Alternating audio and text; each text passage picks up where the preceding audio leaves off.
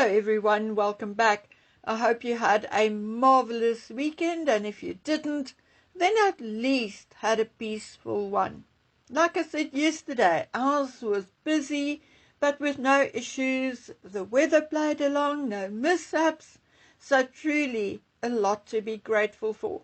I just need a bit of rest, as I again did not sleep much last night. Somehow I need to find the time just to take 1 to 3 days off. Just sleeping, reading, eating. Sounds like paradise.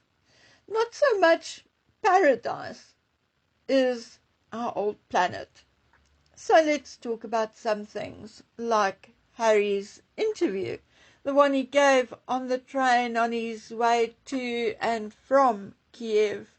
Now, we know that a Guardian journalist and likely a photographer accompanied Harry to Kiev. We also know by now that Harry landed in Poland and took a train to Kiev. Now, if you are still on the edge and not 100% sure whether there is really a positive PR campaign being launched, then you need to read this article. It is indeed sweeter than my morning coffee. Actually, you don't need to read it. I'm going to talk you through it and save you the actual trouble. The article was written by Nick Hopkins and the photographs taken by David Levine for The Guardian.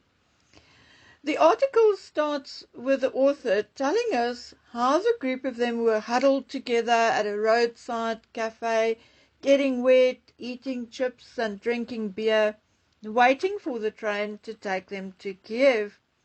Harry wonders out loud why the owner of this cafe decided to close while they are still there, because the area is or appears to be rather desolate.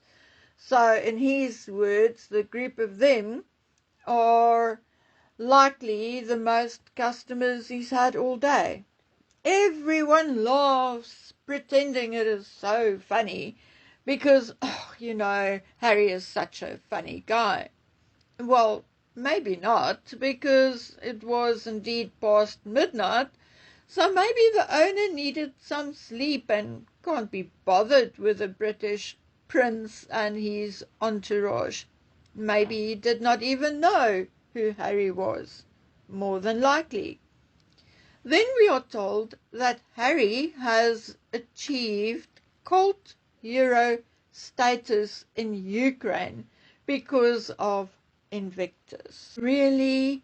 Why? What has Harry done for Invictus except to show his face and using it as PR? I cannot remember Harry hosting a fundraiser for Invictus or donating some of his own money.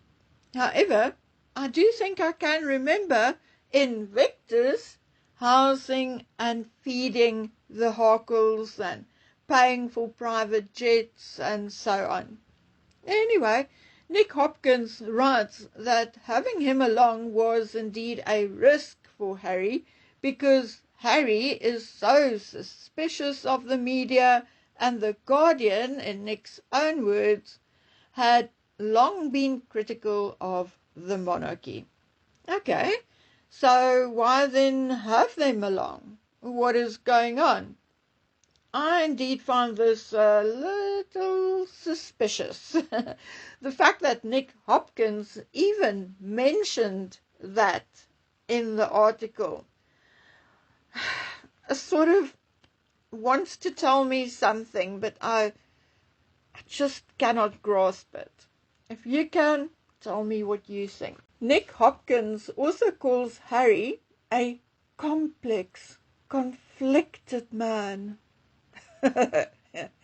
Yes, Nick, he has mood swings because of his drug and alcohol use. Come on, even we know that. Nick waxes lyrical about Harry, saying he does not like posing for staged photographs. Excuse me? Excuse me? Most of Harry's photographs are staged photos. He also tells Nick Hopkins that he does not like cycling because he has, and I quote, a bony arse. But all we saw Harry doing in California was cycling, and he even in an interview said he so enjoys living in California because he can take his son to cycle, something his father could not have done. But indeed he did. Anyway, like I said, Harry seems to be cycling all the time. Maybe he enjoys his bony arse on the bicycle seat. Maybe a bit too much. Anyway, Harry tells Nick that he now prefers to box to relieve frustration. He says hitting the hell out of a bag helps him decompress. Okay. Anyway, Nick sounds like he's in love with Harry because he waxes lyrical about Harry being so informal, padding around the train in his socks and making dad jokes. How his voice is so confident in public, but in private he is softly spoken and fond of asking questions about politics and people. According to Nick, Harry has his own view of politics. Harry also tells Nick that he's not the unhappy man the press portrays him as. But yes, he is going to spend more time in Britain. Now that's not us telling you a story that is out of the horse's mouth. About his book and putting his side of the story out in public, Harry says he has no regrets and that his conscience is clear. Obviously, Harry will never let an opportunity to talk about his mother pass, and when it comes to his father, he makes it clear that his father will be his personal priority in the next year or so. Haven't we heard this before? Remember when he told Hoda Kop that he wanted to make sure that his grandmother got the proper care and was looked after. Yet, when she invited him and Meghan to Balmoral only a couple of weeks before she passed away, they declined and did not go. But now, my dears, I want to correct some information and indeed give you the correct information with receipts. Lady C said that it definitely was not anything like a state visit and implied that the government had nothing to do with it, as Harry and Yvette Cooper did not travel together and she met Zelensky and Harry did not meet Zelensky. Not true. Not true at all. Actually, Harry had more of a diplomatic visit than Yvette Cooper. You see, the Duke visited a memorial for soldiers killed in the war at Maidan Square, Kiev. Now, it was Yulia Sredenko, the Ukrainian Prime Minister, and Olga Runeva of Superhumans who made contact with Invictus. And it was indeed the Prime Minister, Yulia Sredenko, who accompanied Harry to the Ukrainian government cabinet building, which was hit by a missile about a week ago. Yes, you heard me right. The Prime Minister of Ukraine took Harry on a tour. Harry also met with Ruslan, and honestly, I cannot pronounce his surname, but he is the Deputy Minister for Veteran Affairs. Okay? So Harry met with him as well. Olga Rudneva, the blonde, always by Harry's side, is the founder and CEO of the Superhumans Trauma Center, who has worked closely with the Ukrainian government and Invictus to get support for injured veterans. She told Nick that even ordinary people in Ukraine know who Harry is, and that Harry is quite the celebrity in the Ukraine, and that everyone wants to talk to him, want to shake his hand or hug him. According to Nick from The Guardian, Harry is cheered and clapped at every turn.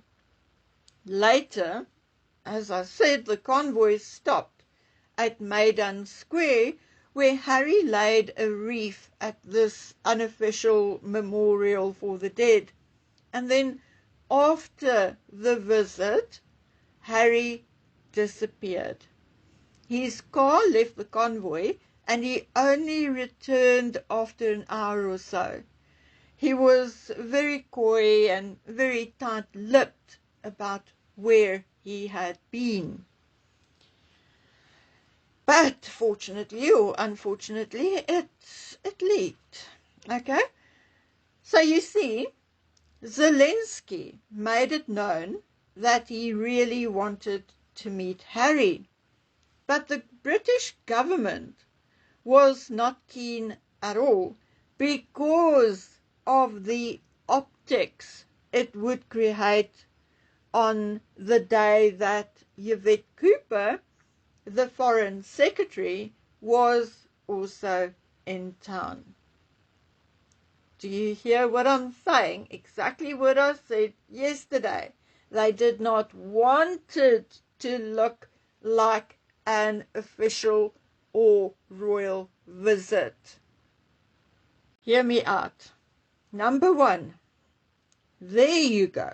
My theory that the visit was indeed arranged between the British and Ukrainian government had just been proven, because they just admitted that Zelensky spoke to the British government, more than likely Keir Starmer. Number two, it is generally understood that during this hour and a bit absence, Harry did indeed go to meet Zelensky. Now, on the way back from Kiev, Harry spoke some more to Nick, telling him that he felt a lot of support from the British people. According to Harry, it is the British press spinning the story that the British people are unhappy with him. He says he does not see it or feel it. Yes, indeed, I think Harry was likely on laughing gas or happy pills all week, because the British public basically largely ignored him. According to a .gov poll, only 28% of the British people want Harry back. And I think that is a lie. I think it is even less. Because was it last week or the week before that I proved to you that the .gov polls are incorrect? I mean, I did, because, I mean, if you look at all the independent polls, like the Daily Mail or the Express or whoever, it's always like 98, 96% of British people who do not want Harry back.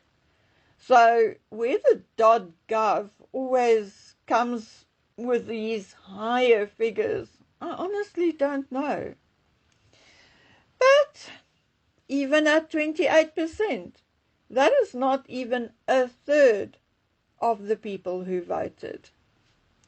When Nick asked him whether he would like to spend more time in the UK and bring his children, Harry answered yes, he would, and that the past week indeed brought it closer.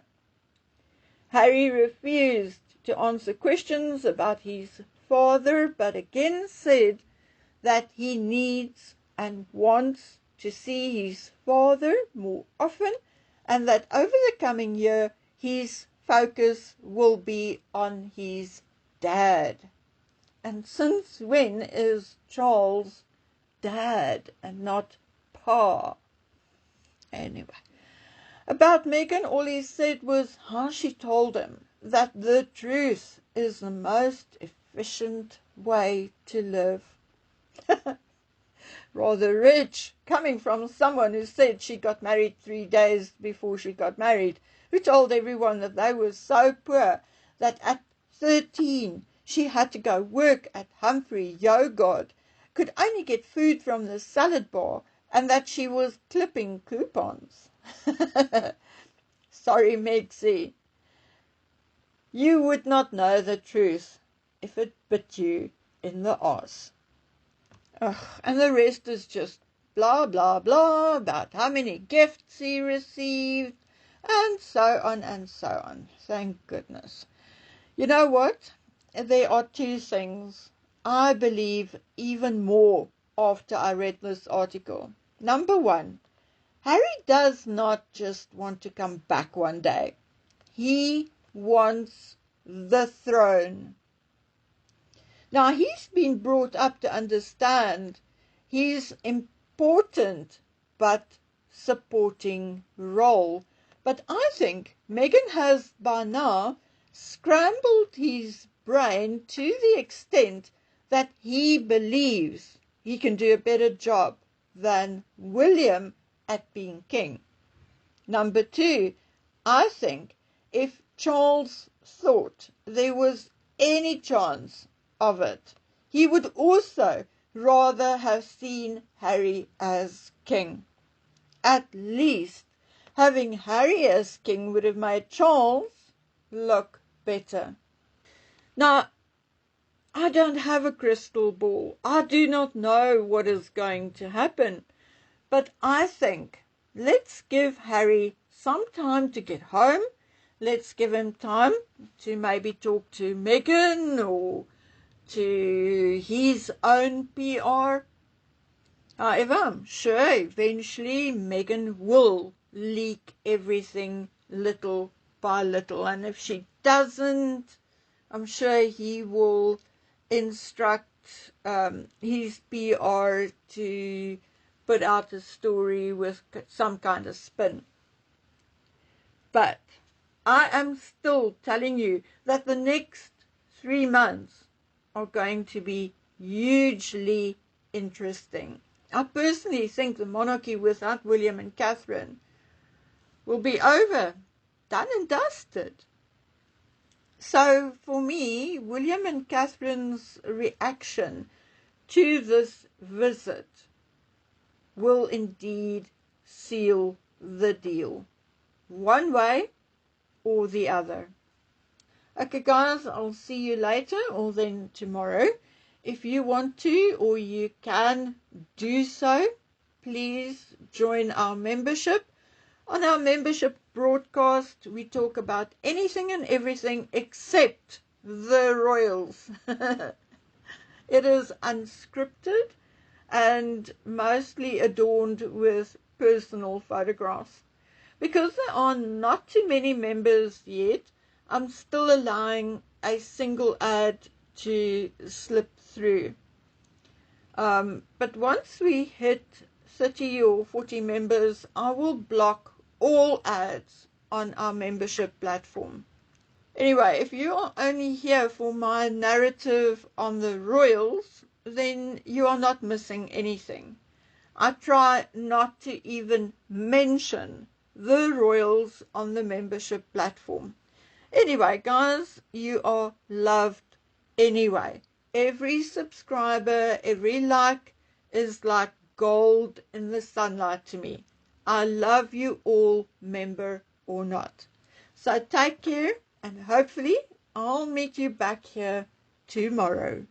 Until then, like I said, take good care, stay safe. Bye.